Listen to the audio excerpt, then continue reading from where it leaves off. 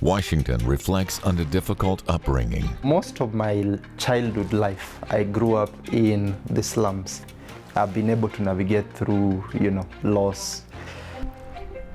He shares his inclination towards job creation as opposed to seeking employment. For me, I want to operate in 44, 45 countries in Africa. I cannot do so if by any chance I keep on, doubting where I'm heading to. This is a story of resilience, faith, and innovation. We are doing it because it goes beyond the profit level. It comes into the calling bit. We have had a big impact, that's true, yes, but we're hoping to break even so that we can also be able to hire more people.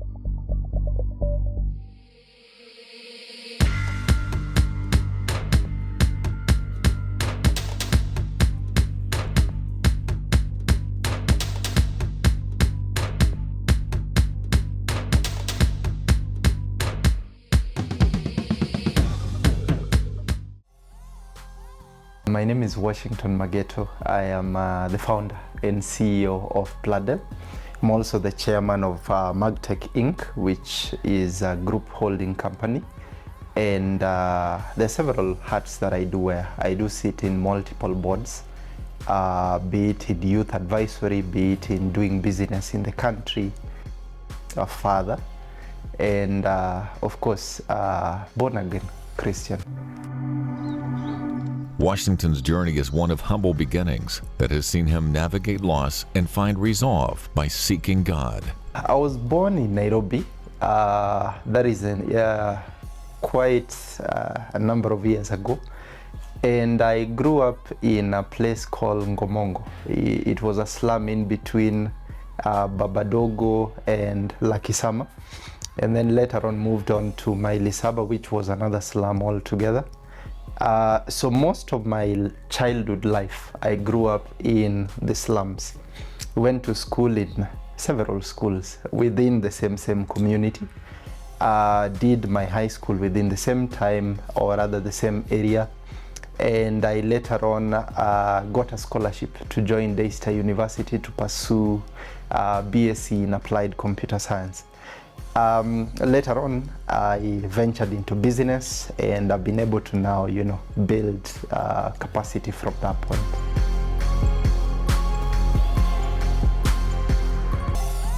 Well, when I accepted Christ in my life, that was a long time ago. I think I was 10 years old or so. It was I was actually baptized in an SDS setup. So I was part of the Pathfinders. I was part of different groupings in the church, and that was where I got the interaction to get to know about Christ. That's how I built that particular capacity. I've lost my father. I lost my father in 2004, lost my mother in 2009. Lost my elder sister in 2015 and lost my youngest brother in 2017. That notwithstanding, I've also lost businesses before. So I think this is part and parcel of life. I've been able to navigate through, loss.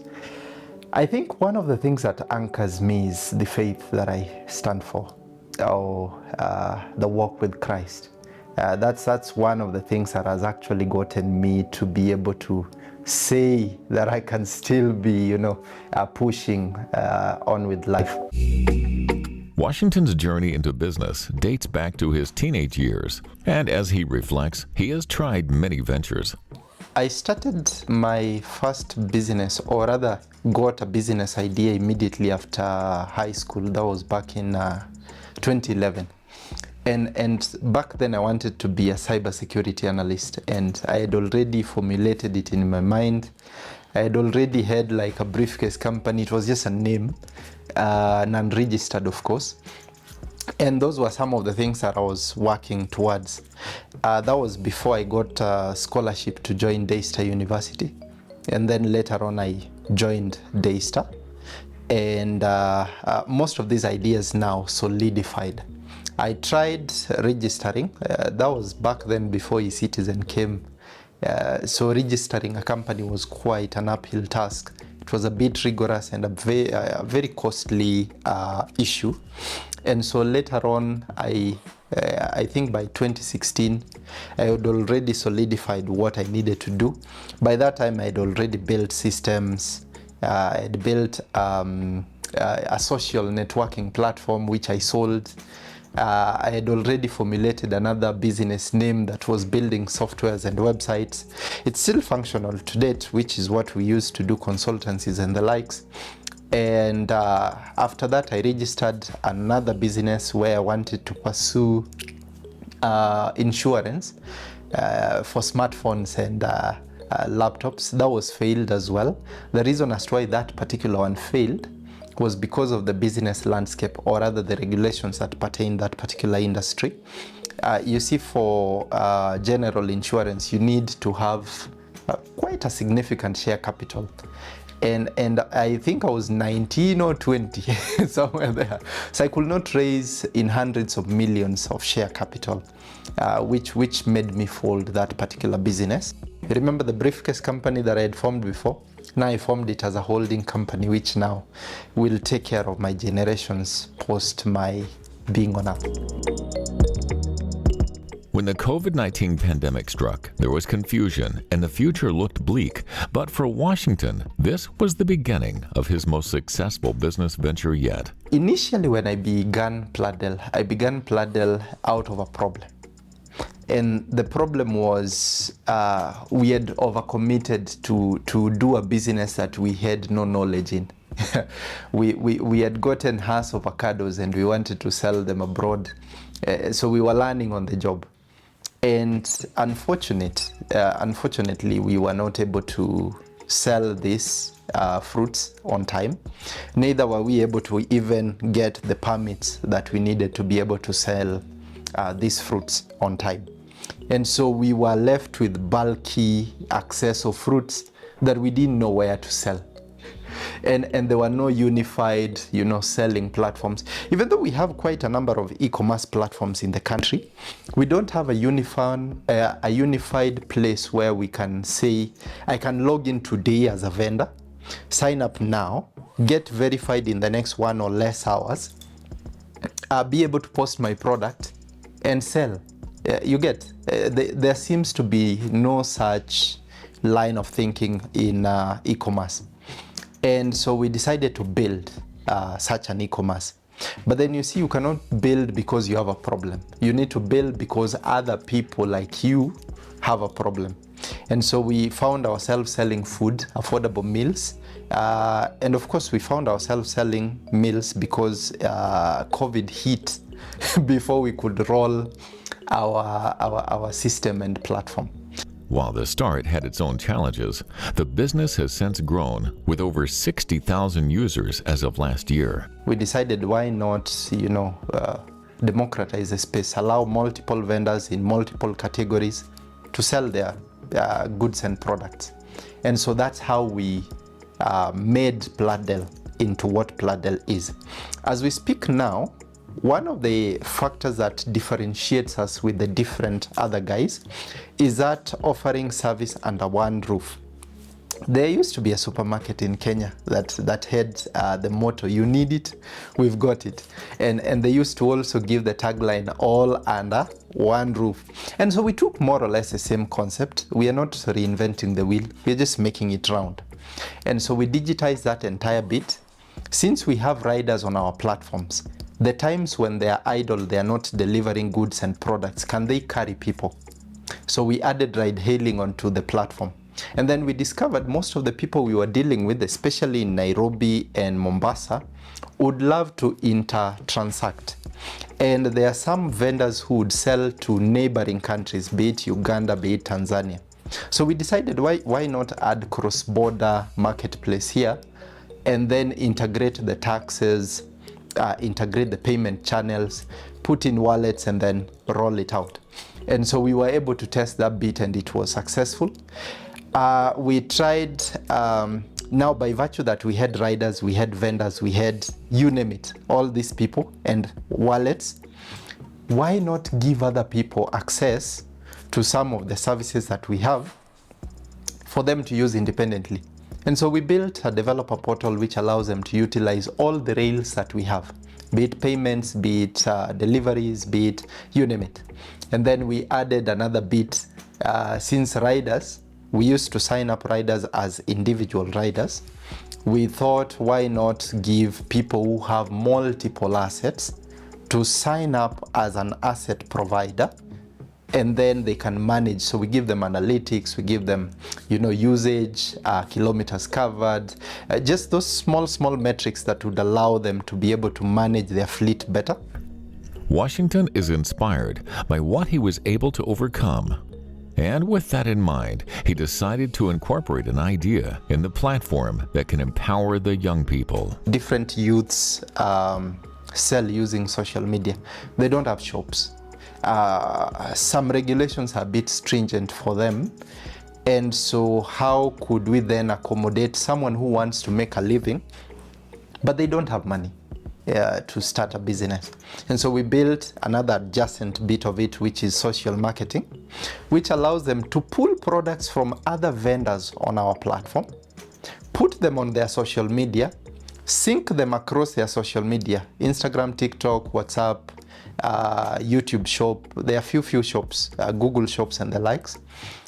And then when people buy, they get a commission on that. So this is sort of like just giving access to business to the youths. I was once there, so I know I know that need needs to be solved. Just creating a whole ecosystem that can be able to just boost SMEs, youths, women, etc. 5 years later, Pladell continues to enjoy tremendous success. But with this, tough lessons have been learned, as the founder shares. When we began building Pladell, we began building Pladell internally. I was a lead developer back then. And then it got to a point where I need to step up my role to become, now the lead, a CEO, and then distribute some of the tasks. That came with its own challenges. Actually, managing a team for someone who's never managed a team before is quite an uphill task, because now you have to adapt to different settings. And then later on, I diversified the development. So I had a team in Kenya, I had a team in India to build the system. And you see now, that gives another challenge of timelines, because now you're dealing with 2 time zones. You have to manage 2 teams at the same time, yeah? And then later on came in investments. An investor approached us at some point to invest into the business. And this was actually one of our biggest lessons. And if it's one of the lessons I would love to share with other people, I think there are times you may need to restructure when to take an investment. A lot of young people tend to just build a business, and I think it's a boom. We call it Silicon Savannah. It's a boom where investors just come in, pump in a lot of money, and then all of a sudden you become sort of like a very big deal, and then after that you're left high and dry. Most businesses die because of early investments. I think we may need to do something about structuring investments. But between 2023, 2024, we suffered major losses, especially when investors were cashing out and we were unable to raise in money.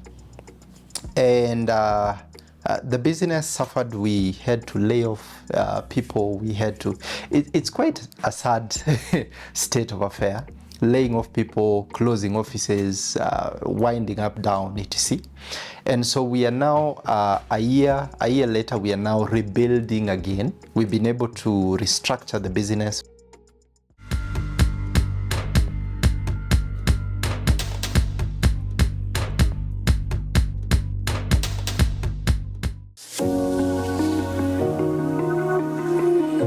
Find hope and inspiration on the go through our life-changing shows on the Family Media app. Stream Family TV and Family Radio straight from your mobile phone at your own convenience. Catch up on a show you missed or create video streaming playlists by saving and watching videos from our huge variety of shows. Download the Family Media app today. Available for all Android and iOS users on the Google Play Store and Apple Store.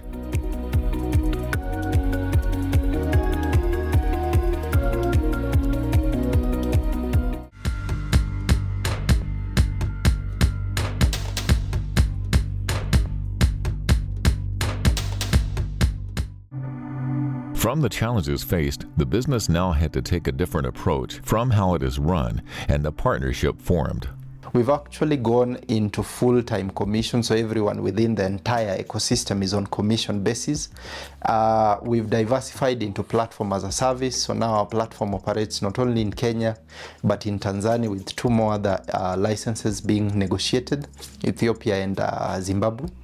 And some of these things are things that we've learned because of the problems we've gone through. Our vision is to be a continental logistics and marketplace.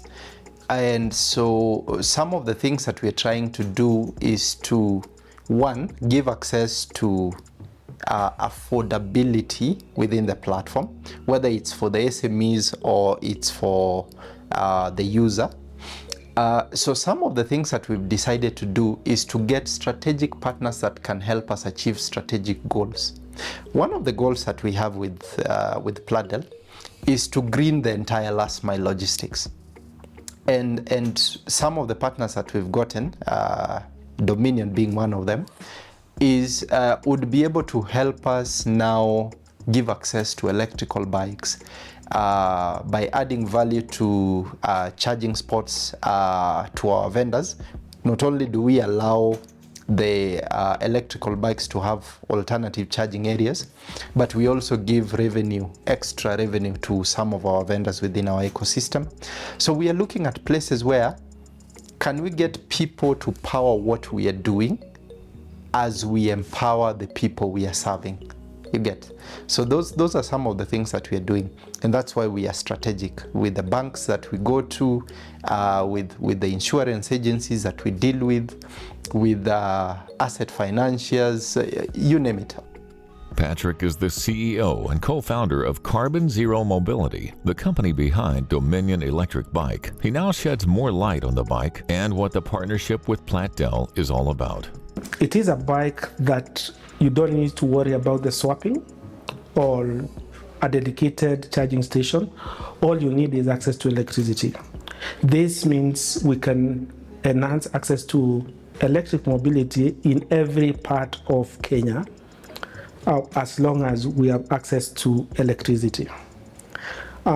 This was inspired by the fact that most of the electric mobility companies are located in major towns, whereas Kenya has 76% access to electricity. And we thought two-wheelers, which is the common mode of transport, could be suited for the Kenyan market. And we looked at making sure that the farthest corner of Kenya can have electric bikes.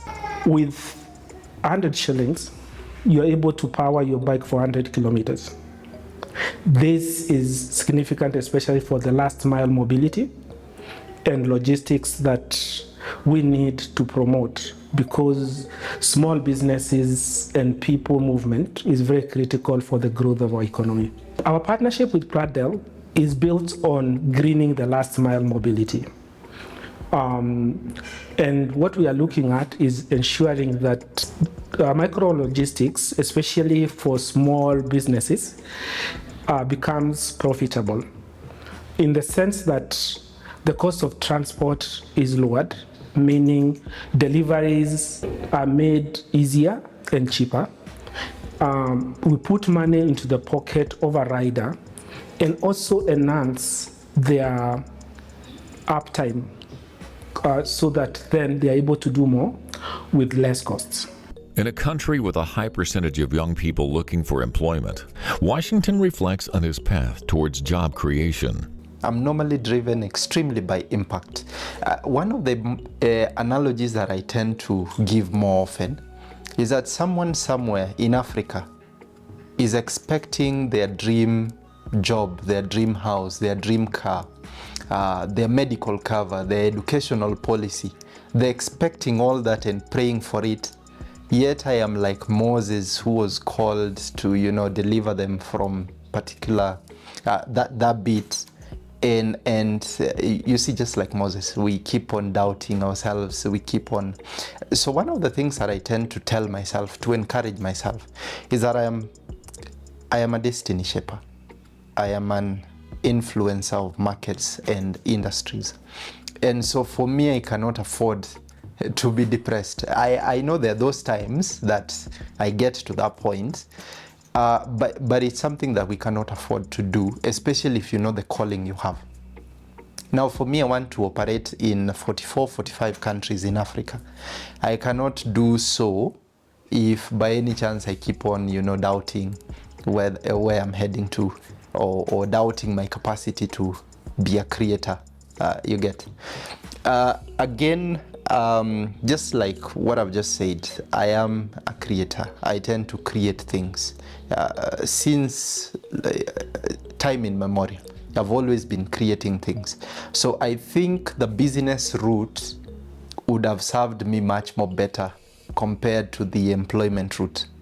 And I feel more impact when I'm in this particular side as opposed to employment. Wendy is the Chief Marketing Officer at Pladell. She has not only grown as an individual, but has seen growth since she became part of the company. My name is Wendy Cynthia. I help out with marketing and business development at Pladell. We met at an accelerator program by KEPSA. It was called the PUP Accelerator, where we were to be competitors since we were competing for the same clientele, but we ended up merging. Where this year I've been helping him validate his market and the go-to-market for Pladell. Our relationship and us changes much. We're still friends. We still fight when building, but I guess that's what makes building fun, because you can't agree on everything you work on. So we have healthy fights. He's a friend I can talk to about my personal life, but I can also complain to him when work doesn't go well. It gives me an opportunity to be me and build a solution. As long as it aligns to Pladell, it gives me the environment to grow. And we've been able to build a more women-inclusive venture. We have green partners in the logistics sector.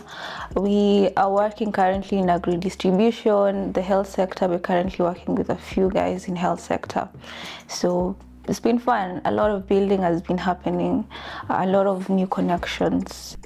The Bible reminds us in Colossians chapter 3, verses 23 to 24, "Whatever you do, work at it with all your heart, as working for the Lord, not for human masters, since you know that you will receive an inheritance from the Lord as a reward. It is the Lord Christ you are serving." Some of the people that we actually work with the most do not follow the same faith that I do follow. And you have to accommodate that particular bit without deviating from the core of your calling, the core of your faith. And I tend to find it challenging because I've been invited in rooms where I literally cannot breathe because of some how it's structured. It contradicts every single thing that I stand for. But you see, I already know what I've been called to. We've been called like sheep in a wolf infested area, And so we are supposed to be as harmless as a dove, but as the Bible says, you're called to be as shrewd as a serpent, but as harmless as a dove. And so that particular bit is something that I normally carry whenever I'm doing business with people who do not understand the faith that I stand for. So I do not compromise, and I do not judge also. It's not my place. As Washington shares, success is not in isolation, and this has become something that drives his business for people before profit. Where I am now is because of quite a number of people. There was a lady back then when she was dating the boyfriend, decided to convince themselves to pay my school fee in high school. That's how I was able to finish high school without parents, And then there's a gentleman, a reverend. He worked with All Saints at some point, together with the wife, opted to support me through university. They didn't need to do so, but they thought it would be wise for them to do so. And subsequently the church taking over to be able to pay my my school fee back at Daystar, different people helping me out, different partners coming on board to, you know, push me into different areas. I don't take it for granted. I don't take it for granted. And this is what forms the reason as to why I do what I do. And for me, I don't really do it for profit, even though we need profit. But we are doing it because it goes beyond the profit level. It comes into the calling bit. So whether I'm doing this or doing something else, people always come at the center of every single thing that I do. Since we started working, we've been working with people, and yes, we've been able to create jobs and enable women and vendors and even youth groups who are starting out their businesses to digitize their services. So we have had a big impact, that's true, yes, but we're hoping to break even so that we can also be able to hire more people, create more opportunities internally, and empower people to grow their businesses, to digitize their businesses. Since he became a father, there has also been a mind shift that has come with a different outlook for the business as well. My daughter is a joy giver. She's part of the gift that I got without planning to get the gift, you know. And I think the journey of fatherhood changed how I view life in totality. And it also informed how I actually relate to God. Because there are several names we call God. We call God the provider, God Yahweh. But most importantly, we normally call God the Father. Now I know what it means more to be God the Father. So whenever I'm showing up to God the Father, I know what I'm going to do there. Because now I can relate from how we relate with my daughter. I normally see how she perceives me. I normally see the kind of things she selects between us, the kind of conversations we have, the kind of things she requests for. And it informs, I think in a subtle way, it somehow changes your perspective into life. And of course, I know a wise man leaves inheritance for his children's children. Washington's story is one that speaks possibilities into building from scratch and reminds us that even as we do business, there is a place for faith and purpose. For Pladell, we are really poised to be one of the biggest market enablers in Eastern Central Africa in the next couple of years. That's a goal of what we are actually working towards. We are currently trying to look for partners, investors, and different people who ascribe to the same direction where we are heading to. And we are trying to see how we can be able to influence markets. You can expect world-class services from us in terms of the products that we sell to the delivery of services that we offer. So what we are doing is try to create an e-commerce that's African-inspired, but still aligns to quality and platinum services. As Washington looks back to the younger version of himself, he shares words of wisdom for all the young people living in dire situations and have a desire to achieve greater things in life. I think I've witnessed that young man in Gomongo several times that I can count. Hopeless young man, a man who did not know what the future holds, a man whose stress levels were at the rooftop. I think he had ulcers at that time. If I were to advise the younger me, that young man back in Gomongo in the slums, I think I would just tell him to know that things will work out. The work that God had started in his life will come to fruition. I think those are some of the things that I would tell him. You know, even though I know it now, even though I'm saying it now, there are times I still get worried about what will happen tomorrow or what will transpire. Even staying at home will still be hard. Not doing it will still be hard. So it's a choice you have to make. If this is what if it aligns to your purpose, then do it. It's not going to be easy. It's going to be hard, and that's where the fun is. You're gonna go crazy at some points, but it's okay to have a community to help you throughout the journey.